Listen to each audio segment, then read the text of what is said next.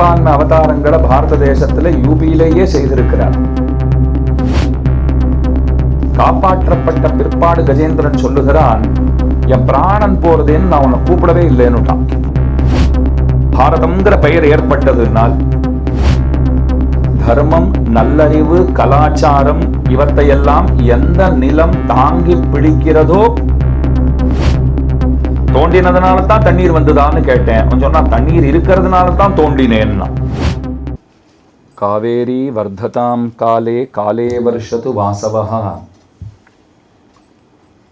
ஸ்ரீரங்கநாதோ ஜயது ஸ்ரீரங்கஸ்ரீஷ்ச வர்ததாம். ஸ்வஸ்தி பிரஜாப்யாம் பரிபாலயந்தாம் ஞாயேன மார்கேண மஹீம் மஹீஷாஹ. கோ பிராமணேபியः சுபமஸ்து நித்யம் லோகாः சமஸ்தாः சுகினோ பவந்து. நம்முடைய பாரத தேசம் கர்மபூமி என்று கொண்டாடப்படுகிற மேன்மை உடைத்தான தேசம். தேவர்களுக்கும் கூட அவர்களுடைய உறைவிடங்களிலே அவர்களுக்கு மேன்மை வேண்டுங்கிற எண்ணம் இருப்பின், பதவி உயர்வு போன்றவைகளில் ஆசைகள் இருப்பின், அதற்குண்டான கர்மங்களை அனுஷ்டிப்பதற்கு தகுதியான நிலமாக நம்முடைய பாரத தேசமே அறுதியிடப்பட்டிருக்கிறது. மற்றைய நிலங்களை நாம் போகபூமி என்னும் மிலேச்ச பூமி என்றும் வழங்கி வருகிறோம். பாரத தேசத்திலே பிறந்தவர்களை பார்த்து தேவர்களும் பொறாமை கொள்கின்றனர். இந்த பாக்கியம் தங்களுக்கு கிடைக்கவில்லையேன்னு ஆதங்கப்படுகின்றனர். நம்மை வணங்கவும் செய்கின்றனர். பற்பல அவதாரங்களை பகவான் செய்திருக்கிறார். பல பேருக்கு இப்போதும் இருக்கிற சந்தேகம், சின்ன வயசில் அடியனுக்கும் இருந்த சந்தேகம், அண்டச்சராச்சரங்களுக்கும் அதிபதியாயிருக்கிற பகவான் பார்த்து பார்த்து எல்லா அவதாரங்களையும் பாரத தேசத்திலேயே செய்திருக்கிறாரே, நமக்கெல்லாம் கூட ஒரு அமெரிக்கா பார்க்க மாட்டோமா, சுவிட்சர்லாந்து போக மாட்டோமான்னு ஆசை இருக்கிற போது, சங்கல்ப மாத்திரத்திலே சுவிட்சர்லாண்டிலே அவதரிக்கக்கூடிய சாமர்த்தியம் இருக்கிற ஒருவன் முழுக்க முழுக்க யூபிக்காரராகவே ஆயிட்டாரே. பெரும்பான்மை அவதாரங்களை பாரத தேசத்தில் யூபியிலேயே செய்திருக்கிறார். ஏன் இங்கேயே பிறக்க வேண்டும்னு சொன்னால், இதுதான் கர்மபூமிங்கிறதுனால தான் அவதாரங்களை இங்கே செய்திருக்கிறார். இந்த பாரத தேசத்திலே எந்த ஒரு நற்காரியத்தை நாம் செய்தாலும் அது பன்மடங்காக கணக்கிடப்படுகிறது. அடியன் காஞ்சிபுரத்திலிருந்து வந்திருக்கேன். காஞ்சிபுரத்தை பற்றி என்ன சொல்லுவார்கள் அப்படின்னால், ஒரு சிறிய நன்மை செய்தால் அது கோடிக்கணக்கான பலன்களை நம்மிடத்திலே கொண்டு வந்து சேர்க்கும். உதாரணத்திற்கு, ஒருவருக்கு ₹1 நாணயம் நான் தர்மம் செய்தேன் என்னால், என் கணக்கில் நான் ₹1,00,00,000 கொடுத்ததற்குண்டான பலன் அது எழுதி வைக்கப்படும். ஒரு சின்ன குழந்தை என்னிடத்துல கேட்டான், அப்போ பாப்பமும் அப்படித்தான் கணக்கிடப்படுமான்னு கேட்டான். சின்னதாக ஒரு தப்பு தெரியாத பண்ணிவிட்டா அது கோடிக்கணக்கான முறை அந்த பாப்பம் செய்ததாக கணக்கிலே ஏற்றப்படுமா? நம்முடைய பெரியவர்கள் சொன்ன சமாதானம் என்னன்னா, அங்கே இருக்கிறவர்கள் பாப்பம் செய்யார்கள், கேட்க நன்னா இருக்கும், கேட்டுக்கோங்க, அவ்வளவுதான். பாப்பங்கள் செய்தாலும் அந்த க்ஷேத்திர மகாத்மியத்தாலே அந்த பாப்பங்கள் பாப்பங்களாக கருதப்படாது அப்படின்னு ஒரு சமாதானம் சொல்லி வைத்தார்கள். இப்போ பாரத தேசத்துக்கே பெருமை, அதில் காஞ்சிபுரத்துக்கு இங்கனம் ஒரு பெருமை சொல்லப்பட்டிருக்கிறது. அதனால தான் பகவான் இங்கே அவதாரங்கள் செய்து தர்மத்தை நிலைநாட்டினான். அவதாரங்கள் எதற்காகன்னு கேட்டால் 3 காரணங்களை தானே பகவான் சொல்லி இருக்கிறார். பரித்ராணாய சாதூனாம் விநாசாய ச துஷ்கிருதாம் தர்ம சம்ஸ்தாபனார்த்தாய சம்பவாமி யுகே யுகே. சாதுக்களை சம்ரட்சிப்பது அதுதான் முக்கியமான பிரயோஜனம்ங்கிற. அடியவர்களை ரட்சிப்பதற்காகவே பகவான் அவதரிக்கிறான். அடியவர்களை ரட்சிப்பதுன்னா என்னன்னு ஒரு கேள்வி வந்தது. நம்மாழ்வார் ரொம்ப அழகாக பதில் சொல்கிறார். ஒரு யானை உன்னை கூப்பிட்டது, நீ ஓடோடி வந்தாய். ஓடி வந்தவர் என்ன செய்தார்? சக்கராயுதத்தை பிரயோகித்தார். அவர் வந்து தான் அந்த முதலையை கொல்லணுமா? ஒரு நீர்ப்புழு முதலையை பற்றி நம்முடைய ஆச்சாரியர்கள்லாம் சொல்லும்போது வியாக்கியானங்களிலே, ஒரு நீர்ப்புழு அதை கொல்றதுக்கு அங்கேருந்து வைகுண்டத்துலேருந்து ஓடி வரணுமா? இருந்த இடத்துலேருந்தே பார்த்தா அது முடிஞ்சு போடாதா? நீ வாழணும்னு அவர் நினச்சா அது வாழ போகிறது, நீ போன்னு அவர் நினச்சா அது போக போகிறது. அங்கேருந்து ஓடித்தான் வந்தார். சரி, இங்கே வந்து அந்த சக்கரத்தை பிரயோகிக்கிறாரு, இது அங்கே இருந்தபடியே பிரயோகிக்கலாகாதோ? மறந்து போயிட்டாரோ என்னமோ, கையில் இருக்கிறது நினைவில்லையா? அதெல்லாம் நல்லா நினைவு இருக்கு அவருக்கு. அங்கே தான் கஜேந்திரனுடைய வார்த்தையை நாம் பார்க்கணும். காப்பாற்றப்பட்ட பிற்பாடு கஜேந்திரன் சொல்லுகிறான், என் பிராணன் போகிறதேன்னு நான் உன்னை கூப்பிடவே இல்லைன்னுட்டான். பிராணன் எப்படியும் போத்தான் போகிறது. இன்றைக்கி காப்பாற்றிட்டேங்கிறதுக்காக இன்னும் 100 வருஷம் அப்படியே இருக்க போகிறதா? கிடையாது. ஒரு நாள் போகத்தான் போகிறேன். உன்னை ஏன் கூப்பிட்டேன்னா, உனக்காக நான் பறித்து வைத்திருக்கிற, கொய்து வைத்திருக்கிற மலர், அதை உன் திருவடிகளிலே சேர்க்காமலேயே போய்விடுவேனோங்கிற அச்ச உணர்வு, அதனாலே பீடித்தனாக உன்னை கூப்பிட்டேன்கிறான். அதை நல்லா புரிஞ்சுட்டு இருக்கிறபடியினால தான் பகவான் அங்கே ஓடோடி வந்தார். அதுதான் நம்மாழ்வார் சொல்றார், ஒருவேளை நீ வரலேன்னு சொன்னால் உன்னுடைய பெருமையெல்லாம் மழுங்கி போயிருக்குங்கிறார். அப்போ முக்கிய பிரயோஜனம்ங்கிறது அடியவர்களை ரட்சிப்பது. அதற்கடுத்தது துஷ்கிருத விநாசம், தீயவர்களை ஒடுக்குவது, அடக்குவது, அழிப்பது. அது அமுக்கியம். அந்த பிரயோஜனம் அத்தனை முக்கியமான பிரயோஜனம் அன்று. ஒருத்தர் கேட்டார், உலகம் முழுக்க இரண்யகசிப்புவாத்தானே இருக்கா, ஏன் நரசிம்மன் வரவே இல்லைன்னா? அவர் இரண்யகசிப்புகளுக்காகலாம் வரமாட்டார், பிரகலாதனுக்காகத்தான் வருவார். இங்கே பிரகலாதன் இல்லவே இல்லைங்கிறது தான் பிரச்சனை. இரண்யகசிப்பு எத்தனை பேர் இருந்தாலும் அவருக்கு அதை பற்றி கவலை கிடையாது. காஞ்சி வரதராஜ பெருமாளை பார்த்துட்டு கூறத்தாழ்வான் அதை தான் கேட்குறார், இரண்யகசிப்புன்னா உனக்கு என்ன புது பகைவனா? ஆரம்பத்திலேருந்து உனக்கு பகைவன், உன்னை பழித்து கொண்டிருந்தவன், உனக்கு அப்போல்லாம் கோபமே வரலை. எப்போது பிரகலாதனை அவன் நலிய ஆரம்பித்தானோ அப்போதான் கோபமே வந்தது. அதனால் துஷ்கிருத விநாசம்ங்கிறது அது 2ஆம் பட்சம்தான், அமுக்கியமான ஒரு பிரயோஜனம் அது. அதுக்கு மேலே பாருங்க, தர்மத்தை நிலைநாட்டுவதற்காக இந்த தர்ம சப்தத்துக்கு பலவிதமான அர்த்தங்களை சொல்லி வைத்திருக்கிறார்கள். நமக்கு எப்படி தேவையோ அப்படி எடுத்துக்கலாம். தர்மங்கிறதுக்கு பெருமானுடைய கல்யாண குணங்கள்னு ஒரு அர்த்தம் உண்டு. ஸ்ரீ வைஷ்ணவ சம்பிரதாயத்தில் முக்கியமாக பகவானுடைய குணங்களை பூசிக்கிற குடியது. எம்பெருமானுக்கு குணங்கள் உண்டு.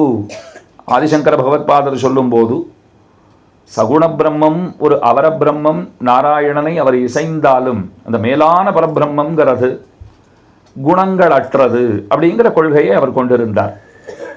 ஸ்ரீ வைஷ்ணவ சம்பிரதாயத்தில் நம்மாழ்வார் பாடத் தொடங்கும் போதே உயர்வர உயர்நலம் உடையவன் என்று பாடினார். எண்ணிலாத கல்யாண குணங்கள்.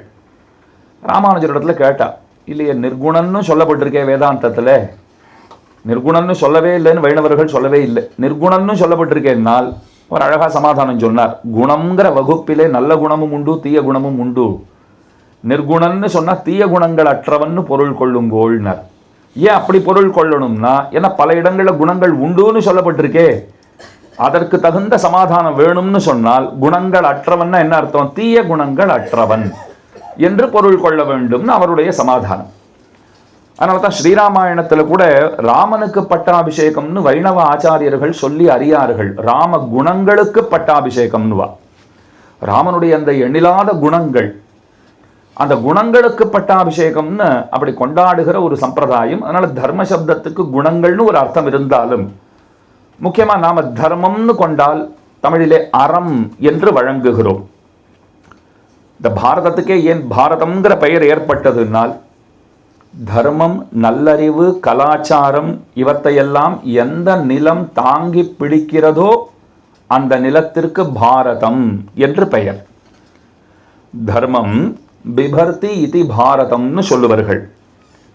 அதுக்கு மேலே பாங்கிற சப்தத்தாலே ஒளியை சொல்லி அல்லது ஞானத்தை சொல்லி, ஏன்னா அறிவின்மைங்கிறது இருட்டுக்கு ஒப்பானது.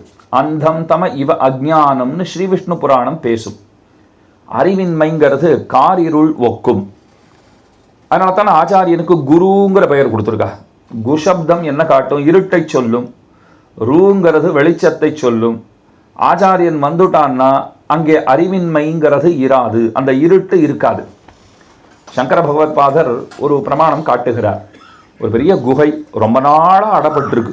பெரிய கல்லை வச்சு, பாறாங்கல்ல வச்சு அந்த குகையை மூடி வைத்திருக்கிறார்கள். ஒரே இருள், இருட்டோ இருட்டு உள்ளுக்குள்ளே. எவனோ ஒருத்தன் போனான், ரொம்ப சிரமப்பட்டு அந்த பாறையை நகர்த்தினான், உள்ளுக்குள்ளே போனான், ஒரு தீக்குச்சியை எடுத்து அதை அப்படி அதிலே தீயை உண்டாக்கினான். இந்த வெத்துப்பொட்டியில் அதை உரசினான், தீ உண்டாயிற்று. தீப்பெட்டியிலே உரசியதும் தீ உண்டாயிற்றல்லவா, வெளிச்சம் வந்துடுத்து. இருட்டு சண்டை போடுமா, நான் ரொம்ப நாளாக கொடுத்தன இருக்கேன், 12 வருஷம் இருந்தாலே வீடு அவனுக்கு சொந்தம்லாம் சொல்கிறா, நான் பல 100 யுகங்களாக இங்கே இருக்கேன், நீ எப்படி என்னை விரட்டுவேன்னு அந்த இருட்டு கேட்பதில்லை. வெளிச்சம் வந்தாச்சுன்னு சொன்னால் இருள் ஓடித்தான் ஆக வேண்டும். வெளிச்சம் இருக்கிற இடத்துல இருள் இருக்காது. வேதாந்தம் பல பிரமாணங்களை இதற்கு காட்டுகிறது. ஒரு நல்ல மணி, நவரத்ன மணி யாரோ போட்டு போயிருந்தார், கீழே விழுந்துருத்து, தேடி தேடி பார்த்தார், அவருக்கு கிடைக்கல. அது சேற்றிலே சிக்குண்டு நெடுங்காலம் கீழேயே தன்னுடைய ஒளியை வெளிக்காட்டிடாமல் இருக்கிறது. மேலே சேரா இருக்கிறதுனால ஒளியே தெரியல. நாம யாரோ போனோம், காலில் என்னமோ அகப்பட்டது, என்னன்னு எடுத்து பார்த்தோம், போய் தண்ணீரிலே கழுவினோம், கழுவி பார்த்தால் அது ஒளி விடுகிறது. அங்கே கேள்வி வந்தது, இப்போதான் ஒளி வந்ததா அதற்கு அப்படின்னால், ஒளி எப்பயுமே இருக்கு, மேலே சேருஞ்சகதியமாக இருந்தது, ஒளி தெரியலை. ஒருத்த கிணறு வெட்ட தொடங்கினான். ஏன் கிணறு வெட்டுறேன்னா, தண்ணீர் வேண்டும், கிணறு தோண்டுகிறேன்னா. தோண்டினதுனால தான் தண்ணீர் வந்ததான்னு கேட்டேன். அவன் சொன்னான், தண்ணீர் இருக்கிறதுனால தான் தோண்டினேன்னா. அது எப்போதும் இருக்கிறது, ஆனால் மூடப்பட்டு இருக்கிறது. யதான கிரியதே ஜோத்ஸ்னா மல பிரக்ஷாளனான்மணேகே தோஷப்பிரகாயத்ன ஞானம். அதை போலத்தான் அறிவின்மைங்கிற இருட்டு இருக்கிறதுனால இருக்கிற இயல்பான அறிவுங்கிறது வெளிப்படாமல் இருக்கிறது. அந்த அறிவின்மைங்கிற அழுக்க நன்னா தேய்ச்சி ஓட்டுட்டோம்னு சொன்னால் இயல்பான அறிவுங்கிறது வெளிப்படும். அப்ப பாங்கிற சப்தம் ஒளி அல்லது தர்மத்தை சொல்லி அதில் திளைத்திருக்கின்ற, அதனாலே மேன்மை பெற்றிருக்கின்றவர்களாலே சூழப்பட்டிருக்கின்றமை இந்த நாட்டுக்கு அதுதான் பெருமை. ஒளியிற் சிறந்தவர்களுடைய வசிப்பிடம்ங்கிறதுனாலேயே இதற்கு பாரதம்ங்கிற பெயர் ஏற்பட்டிருக்கிறது. ஞான ரதம் ராஷ்டிரம்னு சொல்லுவார்கள். எத்தனை தேசங்கள், மேற்கத்திய தேசங்கள் அனைத்தும் பாரத தேசத்தினுடைய அந்த ஆன்மீக அறிவு, அதிலே அவர்கள் தோய்ந்து அதை ஆராய்ந்து அதிலே வியந்து அவர்கள் பெருமூச்செறிந்து வாய பிளந்தபடி பார்க்கிறார்கள்னு சொன்னால் அது இந்த தேசத்தினுடைய பெருமை. விவேகானந்தர் போனார் வெளிநாட்டில், ரொம்ப ஆகச்சிறந்த மிகச்சிறந்த ஒரு சொற்பொழிவை ஆற்றினார்லாம் கேள்விப்படுறோமே. உபனிஷத்துக்களுடைய அர்த்தங்களை எல்லாம் அவர் எடுத்து இயம்பினார். அங்கே இருக்கிறவெல்லாம் பார்த்தா இந்த மாதிரியான அர்த்தங்களை இதுகாரும் நாங்கள் கேட்டதில்லைன்னா, இதெல்லாம் எங்கேருந்து பிடிச்சிங்கோன்னு கேட்டார். அவர் சொன்னார், எங்கள் தேசத்தினுடைய சொத்துன்னார். உபனிஷதங்கள் எங்கள் தேசத்தினுடைய சொத்து, வேதாந்தம் எங்கள் தேசத்தினுடைய சொத்து அப்படின்னார். அடுத்த வார்த்தை சொன்னார், இது தங்கள் சொத்து என்றே தெரியாத வறியவர்கள் நிறைந்திருப்பதும் எங்கள் தேசத்திலே தான்னார். இத்தனை பெரிய சொத்து இருந்தாலும் இது சொத்துன்னே அறியாத மூடர்களாலே நிரம்பப்பட்டிருக்கிற தேசமாகத்தான் நம்முடைய தேசம் அன்றே இருந்ததுன்னு சொன்னால் இன்று இருக்கிறதுன்னு தனிப்பட சொல்ல வேண்டிய அவசியம் இல்லை. அதனால வேதாந்தம் அந்த நிதியை தன்னகத்தே கொண்டிருக்கிற பாரதம், ஞான ரதம் ராஷ்டிரம், ஞானத்திலே திளைத்திருக்கிற தேசம், அதனாலேயும் பாரதம் என்று இது வழங்கப்படுகிறது. அதுக்கு மேலே சொல்றா, பரதஸ்ய அபத்தியம் பாரதம். பரதனை சேர்ந்தவர்களுடைய நாடு எதுவோ அதற்கு பாரதம் என்று பெயர் ஏற்பட்டிருக்கிறது. இந்த தேசத்தில் பாருங்க, வேதம்ங்கிற ஒரு பெரிய நிதி நமக்கு தரப்பட்டிருக்கிறது. வேதத்துக்கு என்ன ஏற்றம்னால் எழுதா கிளவிங்கிறது தான் அதற்கு இருக்கிற ஏற்றம். இந்த சகல வைதிகர்களும் இசைகிறார்கள். ஸ்மார்த்தா ஒப்புக்கொள்கிறா, வைஷ்ணவா ஒப்புக்கலை, அந்த மாதிரி எல்லாம் கிடையாது. இது அத்தனை பேரும் இசைகிறார்கள். வேதம்ங்கிறது அபௌருஷேயம், அதற்கு இருக்கிற ஏற்றமே அதுதான், எழுதா கிளவி. ஆனால் ஸ்ரீவைஷ்ணவ சம்பிரதாயத்தில் ஆழ்வார்களுடைய அருளிச் செயல்களுக்கு, திவ்ய பிரபந்தங்களுக்கு ஏற்றம் சொல்லும் போது ஒரு விசேஷமான வாதத்தை வைக்கிறார்கள். வேதம் ரொம்ப பெருமை மிக்கது தான். இப்போ நகிநிந்தா நியாயம்னு வச்சுக்கோங்க. இப்போ இதை கொண்டாடி ஆகணும், திவ்ய பிரபந்தங்களை கொண்டாடி ஆகணும்னு வரும்போது இதற்கு என்ன பெருமைனால், உயர்ந்தவர்களான ஆழ்வார்களாலே பாடப்பட்டமை அதுவே பெருமைன்னா. வேதத்தை உடவன் அது ஒருத்தனுமே பாடலை, தானா வந்தது தானேனுட்டா, அதுதான் அதற்கு பெருமையே. இருந்தாலும் இங்கே என்ன ஏத்தம்னு சொன்னால், மயர்வர மதிநலம் அருளப் பெற்றவர்களான ஆழ்வார்கள். அதனால தான் ஆழ்வார்கள்னாலே எம்பெருமானுடைய கருணை கடலிலே ஆழ அமிழ்ந்தவர்கள் ஆழ்வார்கள். அதனால தான் அவர்களுக்கு ஆழ்வார்கள்னு பேர். இப்போ எப்படி ஒரே போட்டா பாருங்க, ஒருத்தராலே எழுதப்படாது அது வசதியா, இத்தனை உயர்ந்தவர்களாலே பாடப்பட்டது இது வசதியானு கொண்டு போயிட்டா. இது நகிநிந்தா நியாயம். வேதத்தை எந்த இடத்திலும் யாரும் பழித்து பேசவில்லை. வேத நூல் ஓதுகின்றது உண்மையல்லதில்லைன்னு கொண்டாடுகிற அளவிற்கு அந்த வேதத்திற்கு ஆழ்வார்களும் அதிக மதிப்பை கொடுத்திருக்கிறார்கள். நல்ல விதமாக அநியாயம் பண்ணணுங்கிறது அவன் நோக்கம், அசுரர்களுடைய நோக்கம். பௌத்தனை போலே அத்தனை இனிமையாக ஒருவனாலும் பேசவே முடியாது. வெளியில பிராமணர்களை பற்றி இருக்கிற ஒரு தவறான அபிப்பிராயத்தை களைய வேண்டிய ஒரு பொறுப்பு என்றைக்கும் இன்னொருத்தருடைய முன்னேற்றத்திற்கு பிராமணன் தடையாக இருந்தானா சத்தியமாக கிடையாது. இவாள்லாம் மட்டும் அங்கேருந்து பிறந்தாலாம் பிராமணோசிய முகமது சொல்லிட்டு